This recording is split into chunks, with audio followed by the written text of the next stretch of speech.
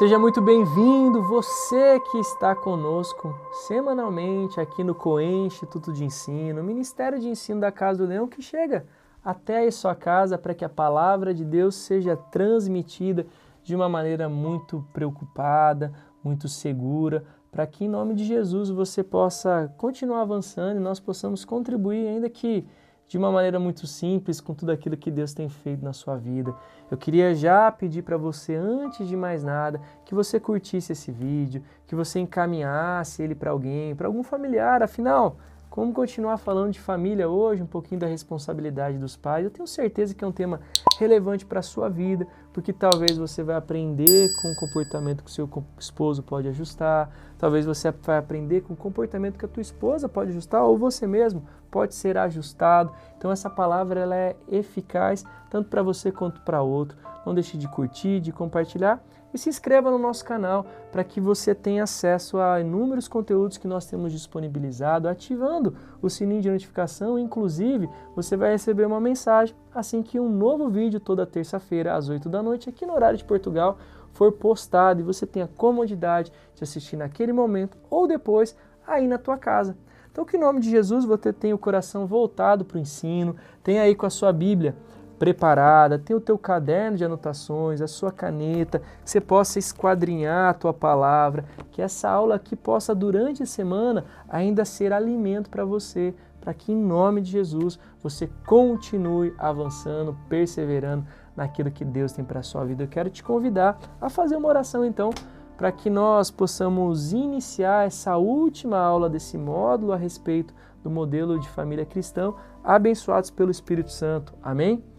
Pai, eu te apresento a vida de cada irmão e de cada família, eu te apresento a minha vida também, Senhor, e peço para que o Senhor nos abençoe, ajuste em nós o comportamento correto, gere em nós o entendimento correto, Deus, para que o nosso casamento, as nossas famílias, a nossa parentalidade possam te agradar ainda mais.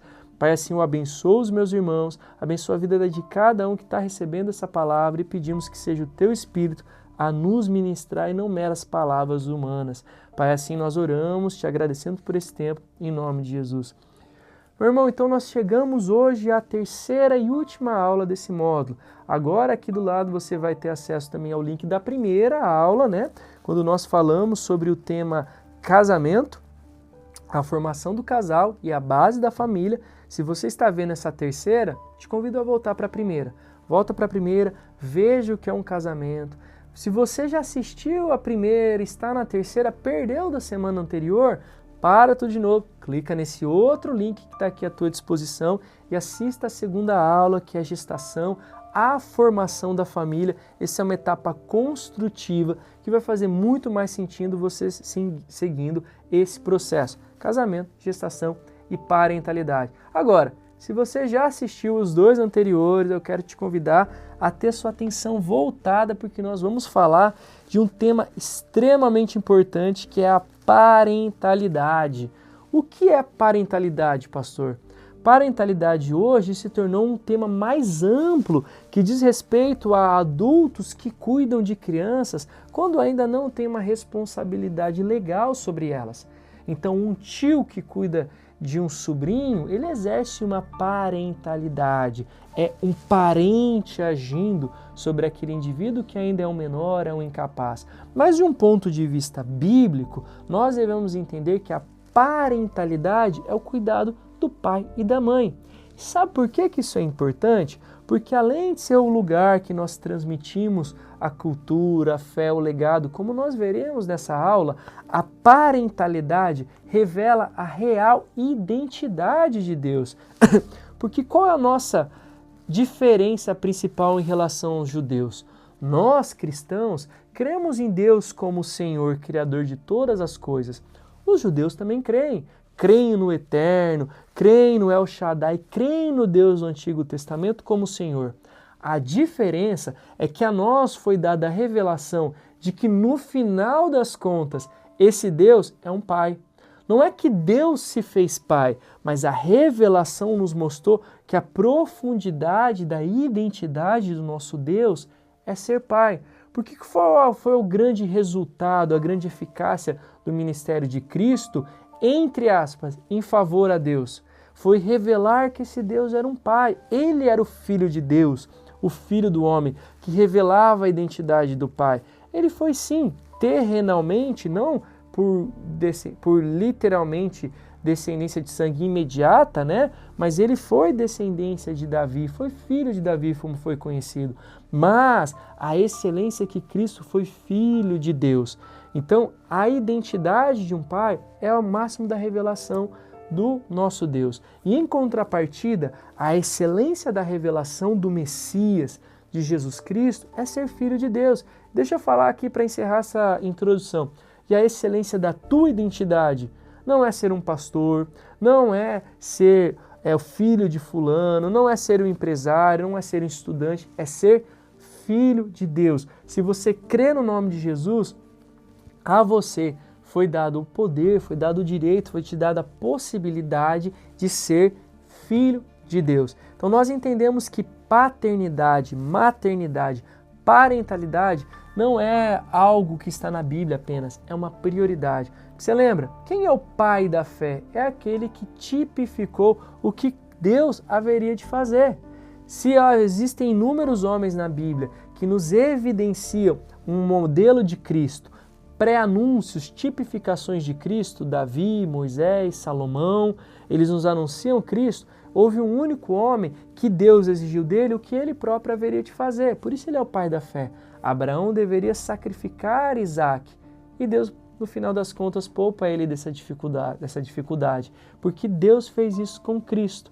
Então veja, um grande homem da fé, o grande pai da fé foi aquele que evidenciou que o principal, o nosso Pai Eterno, haveria de fazer. Então essa é uma introdução para nós entendermos que esse tema tão discutido na sociedade hoje, tão afetado, denegrido da maternidade, da paternidade, né, da parentalidade, é uma prioridade para Deus dentro da prioridade, que é a família. Você está assistindo conosco, então, a terceira aula, parentalidade, a condução da família, esse é o título, dentro do módulo que nós iniciamos, então, há 2 aulas atrás, o modelo de família cristã. Seguindo aqui, então, na nossa terceira aula, nós devemos entender o que nós chamamos de o princípio da responsabilidade parental. Tópico 1, está projetado aqui para você, o princípio da responsabilidade parental. Princípio, início, responsabilidade, aquele que tem algo sob sua confiança, parental, no caso, pai e mãe. Qual é o princípio de uma responsabilidade parental? É saber que os filhos não se geram sozinhos, mas eles são gerados pelos pais. Os pais geram os filhos, não são os filhos que se geram dentro do ventre da mãe. Por isso que Cristo é filho de Deus Pai. O Espírito Santo promove aquela gestação e Maria vai trabalhando nela e Cristo vai ser evidenciado como o Filho de Deus. O Evangelho vai nos dar a certeza disso daí. Entenda que não foi um homem, você, eu, nós que somos filhos, que nós estamos vivos, é porque nós somos filhos, não fomos nós que escolhemos nascer. Foram os nossos pais que, planejado ou não, desejando ou não, com coerência ou não, com responsabilidade ou não, nos tiveram. Então, quem é o responsável por aquela criancinha que nós pegamos na maternidade? Não é a médica que fez o parto, não é a assistência social, não é o pastor da igreja que abençoou o casamento, não é o visitante, são os pais. Aquela criança tem responsabilidade consigo própria? De jeito nenhum. Então, você é responsável pelos filhos que você fez, independente do contexto. Você é responsável por eles. Por que eu estou dizendo isso daí? Para nós termos a nossa expectativa ajustada referente à nossa paternidade ou à nossa maternidade, que no final das contas, o peso está sobre nós, não sobre os nossos filhos. Os pais devem ampliar o ambiente do casal para que se torne um ambiente familiar que recebe a criança. Lembra na aula passada que nós falamos que a gestação é o momento de gestação, de gerar, de formar tanto o bebê no ventre da mulher como os próprios pais? Porque os pais se formam, eles se iniciam, né? Quando há fecundação, aquele feto, aquele embrião, aquela criança, já tem os pais lá fora, tá bom?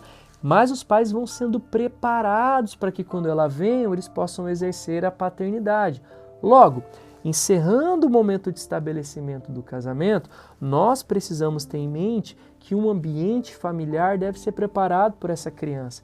Sabe qual é o problema? Que naturalmente, pela sociedade que nós vivemos, nós nos preocupamos muito mais em ter um quartinho para o bebê, com a decoração de bola de futebol, se eu gosto de futebol, com uma tabela de basquete, se eu gosto de basquete, com a cor do meu time favorito, se for um menino é azul, se for uma menina é rosa, iluminação baixa, ruído branco, 23 graus de ar-condicionado, mas não nos preocupamos em promover um ambiente emocional, financeiro e espiritual. Não estou dizendo que você não possa fazer isso, você tem que fazer porque é a expectativa, mas a tua prioridade, mais do que decorar um quarto, é promover um ambiente familiar. Se o quarto tem que estar pronto para quando a criança nascer, o teu ambiente também tem que estar pronto. Não dá para você pensar que depois que você pegar a tua esposa na maternidade, no dia seguinte, você vai comprar uma lata de tinta e vai pintar o quarto de azul. O cheiro não vai permitir que a criança fique lá. Você vai fazer obras, furar a parede, pôr um armário, vai comprar uma coberta, vai comprar um berço depois do parto. Não, a preparação, ela é prévia. Da mesma maneira que nós nos preparamos com um quarto para receber aquela criança, nós devemos preparar o nosso ambiente que era de casal, matrimonial, para um ambiente familiar. O que eu quero dizer com isso daí? Financeiramente, você tem que ter um mínimo de recursos para sustentar essa criança. Essa criança não vai querer agora um apartamento de 5 quartos, mas ela pelo menos vai ter que ter um lugar para ela ser alimentada. Nós devemos preparar emocionalmente. As minhas emoções foram ajustadas ao decorrer de 9 meses e agora eu tenho que ter sabedoria para lidar com as adversidades da criança, com o puerpério que a tua esposa vai ter, com a criança chorando de madrugada, com as cólicas dos primeiros meses, com tudo aquilo que vai acontecer. Emocionalmente eu preciso estar ajustado. Espiritualmente, eu devo entender a finalidade dessa criança. Eu devo assumir a minha responsabilidade enquanto pai, enquanto mãe, de promover um ambiente familiar espiritual para o meu filho. Não dá para eu esperar a criança ir para o ministério infantil com 3 anos e perguntar por que a gente não lê a Bíblia em casa. Não dá para eu esperar a criança ir para o ministério infantil para aprender músicas infantis, sendo que em casa nós tocamos músicas mundanas e profanas. Não, essa criança deve ser inserida e a igreja, ela é um complemento da casa, não a casa, a igreja. Entenda, a igreja está aqui para servir a tua casa, não é o contrário, não é o mero entendimento de que a igreja vai resolver os teus problemas, mas a igreja vai servir como uma extensão da tua casa para que avance naquilo que você tem trabalhado. Um pai e uma mãe entendem a responsabilidade que esse filho naturalmente é gerado, mas também espiritualmente. Eu não posso colocar sob cargo do pastor da minha igreja a responsabilidade de evangelizar o meu filho. Sobre o pastor da minha igreja, sobre alguma outra pessoa, a responsabilidade de tornar minha casa um lugar santo com a presença de Deus. Antes, eu devo promover para que quando essa criança chegue, ela já esteja estabelecida numa cultura, numa prática completamente cristã. Deu para entender então esse primeiro ponto, princípio da responsabilidade. Esses filhos, eles vão sempre demandar, como nós vimos na aula anterior, tudo que nós podemos oferecer, o que nós não podemos. Deixa eu falar uma coisa muito importante. O filho é o termômetro do relacionamento dos pais. Te falo isso como pastor, te falo isso como psicólogo. O filho é o termômetro. Uma criança desajustada, quer dizer, a desajustes são esperados dentro de uma fase do desenvolvimento. A criança aprende a falar, ela começa a desenvolver a linguagem, está no contexto escolar, ela não falará só o que ela ouve em casa, mas ela falará o que ela ouve fora. Logo, haverá contradições entre o que nós ensinamos e o que ela pratica. Alguns desajustes são esperados. A teimosia da criança, a irritabilidade, as birras são esperadas. Mas o que passa demais dentro desse limiar, ele indica um desajuste. Se o seu filho tem determinada idade, está com sobrepeso, na tua casa vocês estão dando comida errada para ele. Se o teu filho está talvez numa creche com criança pequena e está falando coisa muito errada que não é comum daquela creche, o problema também é seu. E até se falar, o problema também é seu, que a tua responsabilidade de corrigir e escolher um lugar melhor para o seu filho. Então entenda, Os filhos são o termômetro do casamento. Uma grande falta e um grande desajuste no filho aponta para uma grande falta e um grande desajuste nos pais, ou quem sabe, até um pequeno desajuste e uma pequena falta nos pais, mas que para a criança são tão grandes que evidenciam enquanto sintoma. O princípio da responsabilidade parental é entender que os nossos filhos reagem ao que nós agimos. Se o teu filho está errando em tal lugar, tenha certeza que talvez a responsabilidade é sua. Se no meio dos outros o seu filho chama muito a atenção, faz muita coisa errada, que talvez não é o correto, sabe que você talvez não tenha dado atenção devida para ele, ele vai encontrar no mundo lá fora uma atenção que ele estava buscando dos pais, vai tentar suprir, vai ser o termômetro do relacionamento do casal que não consegue exercer uma paternidade de uma maneira correta e sadia. Esses filhos, eles vão exigir tudo isso de nós. E agora deixa eu te falar o segundo ponto que está aparecendo para você na tela. O sofá como o púlpito de todo pai. Sabe aquela ânsia que às vezes a gente se converte e tenta pregar o evangelho? Então essa ânsia que nós temos que reencontrar, tá? Se você realmente se converteu e teve uma ânsia por falar de Cristo que te salvou, e talvez perdeu ao decorrer do tempo, é o momento de você voltar. Você sabia que assim, uma igreja pode reunir 15, 20 mil pessoas, mas só alguma pessoa prega. É difícil nós irmos no culto e ouvir 3, 4 pessoas pregando ao mesmo tempo. É incoerente. Nós temos uma sintonia só. Mas nós precisamos de um pregador em cada casa. Então, se de 15 mil pessoas, 7 mil são homens, um pregador prega para esses 7 mil homens. Mas dentro de casa, esse homem tem que pregar para todos esses ouvintes. Esse homem, se todos tivessem filhos, tem que pregar para 7 mil filhos. O lugar de excelência, o púlpito, o altar que nós pregamos por excelência bíblica, não é o altar da igreja, não é o púlpito da igreja. Porque você pode avaliar no Novo Testamento. Quando é que tem algum relato de alguém chamando outra pessoa para ir no culto, que é ter um ministério de louvor, depois uma pregação de um pastor ungido? Não tem. Modelo de igreja como estrutura física com culto dominical ou semanal foi algo que agradou a Deus, foi algo que Deus validou, tanto que o Espírito Santo nos visita e nós exercemos a nossa cristandade nesse lugar. Mas o lugar de excelência, o lugar primeiro, o primeiro lugar é a nossa casa. Quando Jesus reúne os apóstolos, ele vai num quarto elevado, num quarto superior. Ele não está mais no templo, ele não está mais na sinagoga, ele não está mais nos montes, os 3 principais lugares que ele pregou. Ele está agora num quarto elevado, ele está num cenáculo, no modelo familiar. E ele começa a firmar a nova aliança durante uma refeição.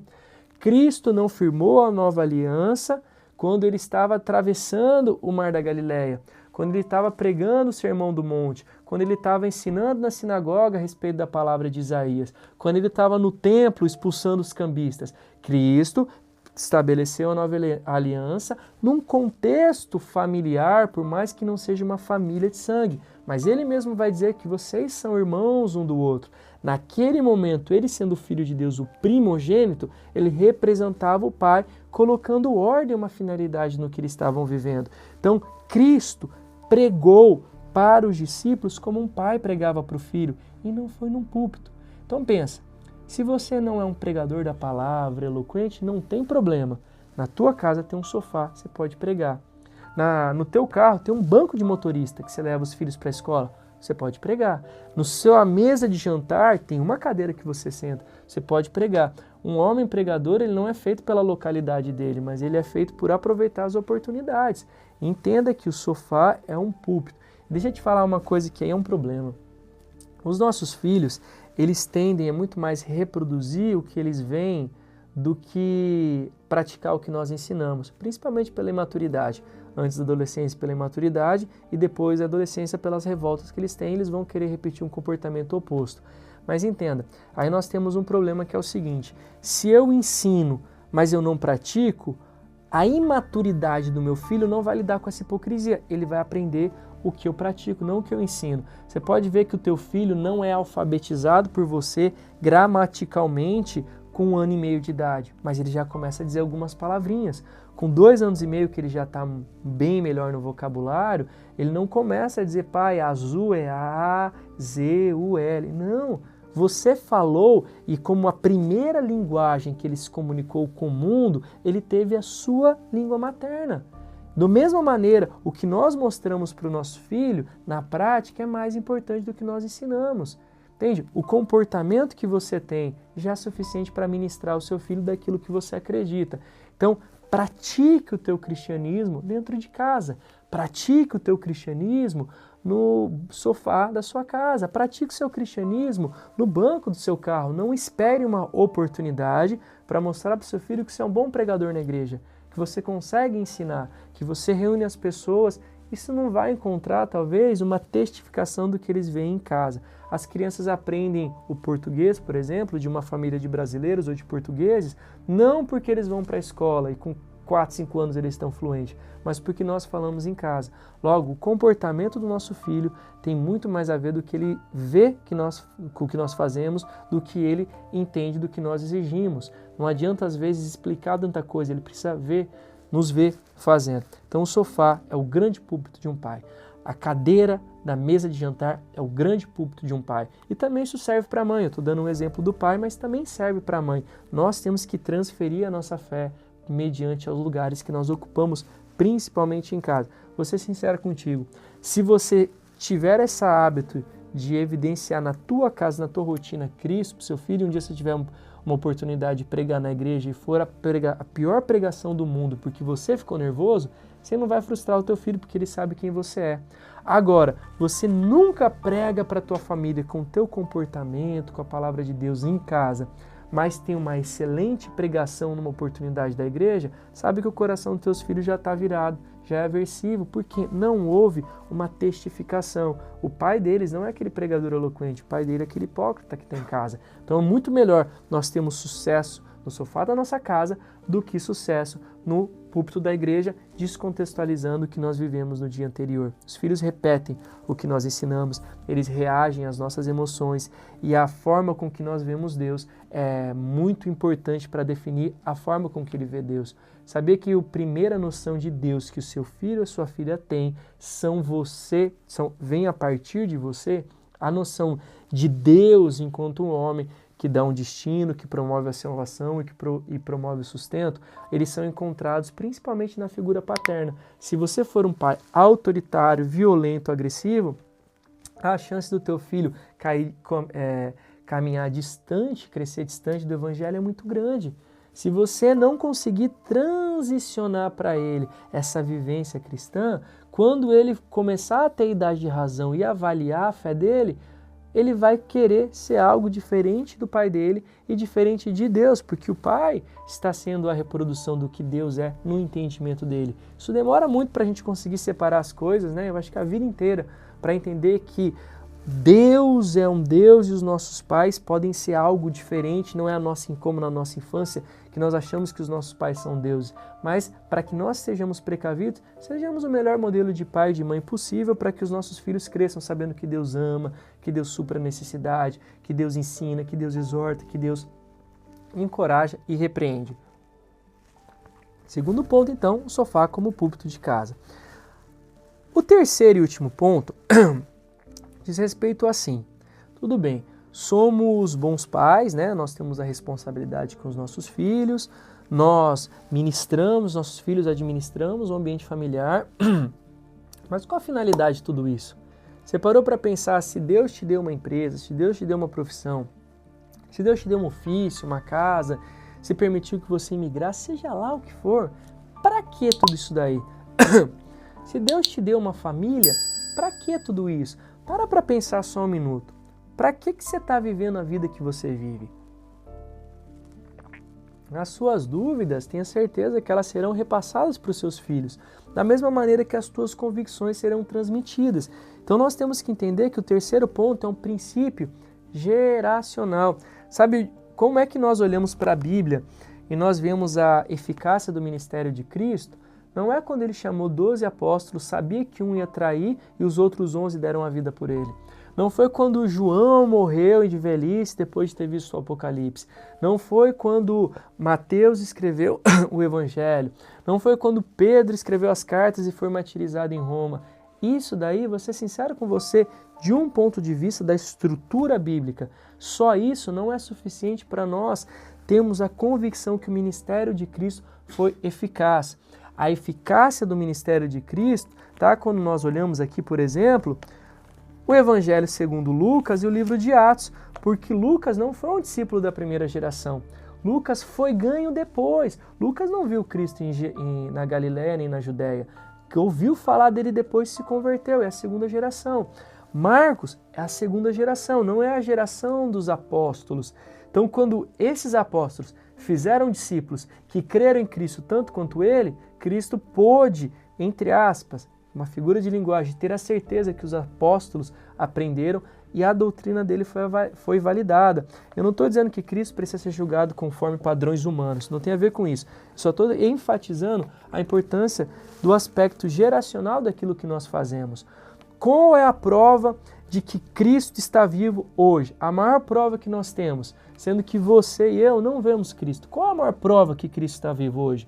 Que até hoje, 2000 anos quase depois de sua morte, igrejas ao redor do mundo vivem cultuando ao nosso Senhor. Igrejas com erros, com os acertos, ainda cultuam. Pessoas entregam a sua vida. Então nós entendemos que a vida da igreja evidencia a vida de Cristo geracionalmente. De um pai para um filho, de um pai para um filho.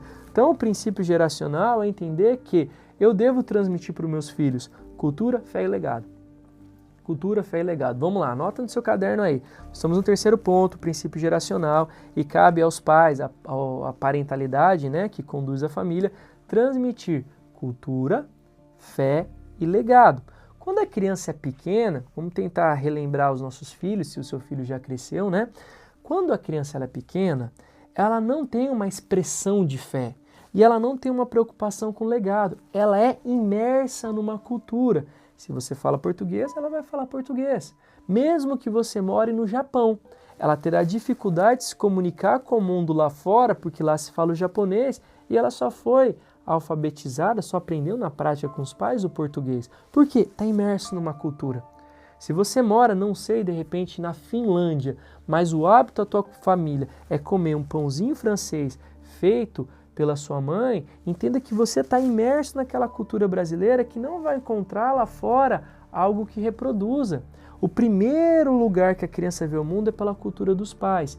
Então a nossa função é ensinar os nossos filhos, conforme diz Provérbios 22:6, que é transmitido agora, instrua a criança segundo os seus objetivos, os objetivos que você tem para ela, no caminho ou em outras tradições, no caminho que deve andar, e mesmo com o passar dos anos, não se desviará deles. Ensina na infância, transmita a cultura. E aí a promessa é que ela não fuja disso, que ela não se afaste, mas ela tem um entendimento na infância. Aí você tem que ter um termômetro. Teu filhinho pequeno de 3, 4 anos de idade, sabe falar uns versículos bíblicos? Sabe explicar algumas histórias bíblicas? Sabe fazer uma oração? Sabe cantar alguma musiquinha, mesmo que infantil? Sabe dizer que Papai do Céu se agrada ou não? Ele sabe o mínimo? Porque se ele não for imerso em uma cultura, ele não vai ser imerso numa experiência de fé. Porque dentro da cultura nós temos a fé. Nós nos ajustamos para que a nossa fé seja evidente, mas nós devemos promover para os nossos filhos um ambiente onde Cristo é evidenciado dentro da nossa cultura. Ensinar as histórias cristãs, ensinar músicas, orar pelos nossos filhos, ensinar princípios de honestidade, conversar com eles, entendendo que a fé nesse momento, ela não é imposta, ela é plantada. Dentro da cultura que nós promovemos, nós colocamos uma sementinha chamada fé. Teu filho com 4 anos vai falar que ele ama Cristo, mas ele não sabe ainda o conceito, a dimensão de amor. Ele não sabe ainda o conceito, a dimensão de Cristo, do Salvador, do Messias. Isso ele vai confessar lá na frente. Mas primeiro ele precisa ser imerso numa moralidade, numa cultura cristã, para que essa fé depois venha a brotar e ser uma árvore. Mas primeiro é uma sementinha que você põe a partir da cultura. Essa criança, quando ela cresce, ela chega na idade da razão. Quando é a idade da razão? Nós não temos uma noção e uma finalidade de precisar. Olha, Tal idade para meninos, tal idade para meninas. Então, na igreja cristã, nós não temos esse costume, como os judeus fazem, né? Com bar mitzvah e com aquelas atividades da maioridade que o menino ou a menina alcançam. Nós tentamos tatear e conjecturar que a partir mais ou menos dessa idade, essa criança está confessando Jesus como Senhor e Salvador e pode ser batizada. Então nós tentamos imaginar em que momento a decisão dela é coerente, conversando com ela, com os pais, para que realmente haja uma decisão por Cristo. Nessa idade da razão, que condiz com o início ou durante a adolescência, essa criança, esse jovem, começa a experimentar a fé. Entender que Deus, ele não é mais da musiquinha que é tocado no ministério infantil quando ele tem 4 anos de idade. Que esse Deus governa e que o pai que o repreende e ensina é um exemplo de Deus agindo sobre a vida dele. Então a fé começa a ser trabalhada. A criança começa a participar da vida dos pais e exercer a própria fé. De entender que Deus promove, que Deus cobra. E fé, gente, não é só sobre o que eu posso ter mediante uma falta que hoje eu tenho. Fé é saber que se eu estou cumprindo o mandamento, eu estou agradando a Deus. Então, não pode agradar a Deus, não se pode agradar a Deus sem fé. Sem fé é impossível agradar a Deus. Mas não tem a ver somente de eu esperar ter algo porque hoje eu tenho falta, mas em cumprir algo, mesmo que eu não veja o resultado. E essa fé vai sendo gerada. Um exemplo muito interessante que nós podemos pensar, para esse momento que a criança vai aprendendo a ter fé de uma cultura que ela veio inserir e está no começo de uma juventude, parece muito com Deus guardando o povo de Israel, levando para o exílio da Babilônia. O povo estava inerente a uma destruição e eles foram levados cativos para a Babilônia. De certa maneira, esse cativeiro protegeu o povo de perecer naquela região da Judéia, porque quando eles voltam para lá, eles se deparam com Galiléia dos gentios. Eles se deparam com aqueles que estavam também morando na Judéia, não só da Galiléia, mas morando na Judéia e tinham se casado com o povo daquela terra, descumprindo as ordenanças da lei. E aí nós vemos que Deus protegeu esse povo. E lá o que esse povo fez? Criou comunidades fechadas de judeus, onde desenvolveram as sinagogas, onde transmitia a cultura, transmitia o ensino da Torá, transmitia as leis e transmitia, a língua hebraica e transmitia também as práticas judaicas. Toda a cultura judaica estava sendo preservada por meio da língua hebraica, dos costumes, em observação à lei e do ensino da Torá. Esses pilares faziam com que o judeu fosse distinto dos babilônicos e outros povos daquela região, mesmo que não pudesse cultuar a Deus. Por que eu estou dizendo isso? Porque quando nós olhamos para o contexto das nossas famílias, nós temos que entender que o começo da adolescência e da juventude é um período conturbado, de crises, de dificuldades, do jovem que está avançando na escola e vai querer ir para uma universidade, dos hormônios, das emoções, e nós devemos preservar os nossos filhos, não os repreendendo ou criando longe do mundo real, mas gerando um ambiente para que ele fale a mesma língua que nós, para que ele tenha mesmos comportamentos que nós, a mesma fé, até que volte para Jerusalém. Quer dizer, até que esteja nos caminhos do Senhor. Se você parar para pensar na prática mesmo, por mais que nós formos ensinando na prática, teu filho, meu filho, os meus filhos são ateus. Eles têm que aprender uma cultura cristã, aprender uma fé cristã e depois entender o legado que eles têm sob responsabilidade. Nós temos a responsabilidade da criança nessa idade da razão que não conhece Deus, aprender quem é Deus e ter uma fé nele. E aí sim ir para Jerusalém, quer dizer, voltar para Jerusalém, voltar para o lugar de desfrutar de Deus. Mesmo que ele não se perca, se desvie, mas ele vá se aproximando cada vez mais. Para que quando eles se tornem adultos, eles possam fazer a parte mais importante, transmitir o nosso legado. Sabe qual que é o principal legado que você vai deixar para os seus filhos? Não é a empresa que Deus te deu, que você entendeu. Não é a reprodução da sua profissão. Não é a reprodução da sua profissão. É a reprodução da sua fé. Se você gera no seu filho a responsabilidade de apenas continuar o seu empreendimento, seu filho pode gerar um neto que dará continuidade a essa empresa, mas que talvez se envolverá em inúmeros casamentos, se envolverá em desonestidade financeira, não amará a obra do Senhor, não terá filhos no propósito. E o que vai valer para você? Que viveu tanto por algo que o seu filho talvez começou, mas o seu neto perdeu. Então, tão importante, né? Claro que é importante pensar num legado financeiro, profissional, é um legado de fé. Porque o Deus que age em você hoje também vai gerar no seu filho amanhã. Então, o que adianta, às vezes, nós termos só dinheiro para deixar para os nossos filhos, se nós não temos uma fé no Deus que pode prover o dinheiro? Porque nós deixamos uma estrutura financeira, ver uma crise e quebra, e os nossos filhos não sabem lidar. Mas se nós transmitirmos acoplado isso a uma fé, ele sabe que o mesmo Deus que deu foi o que tirou.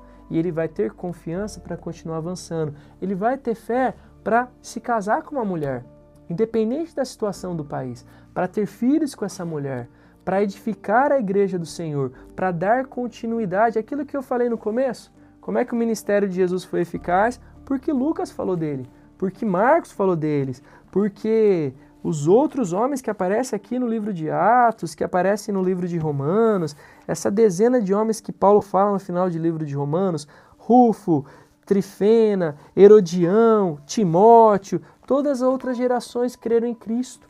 Foi geracional o legado de Cristo. Qual foi o empreendimento financeiro que Cristo deixou? Nenhum. Deixou para eles edificarem a igreja. Façam novos discípulos, continue a minha obra até que eu volte. Então entenda, por favor, nós temos um princípio geracional de transmitir a cultura para os nossos filhos quando são pequenos, plantando uma sementinha de fé. Esses filhos vão crescer e ter que exercitar a fé deles sem abrir mão da cultura, até que eles se tornem adultos e entendam o legado. Se Deus deu uma profissão com você como um legado, você vai ter que transmitir ela para o seu filho.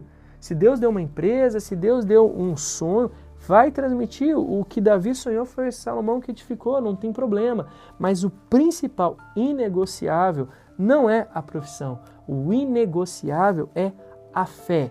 Se Deus coloca o teu filho como sucessor do teu empreendimento, da tua profissão, amém.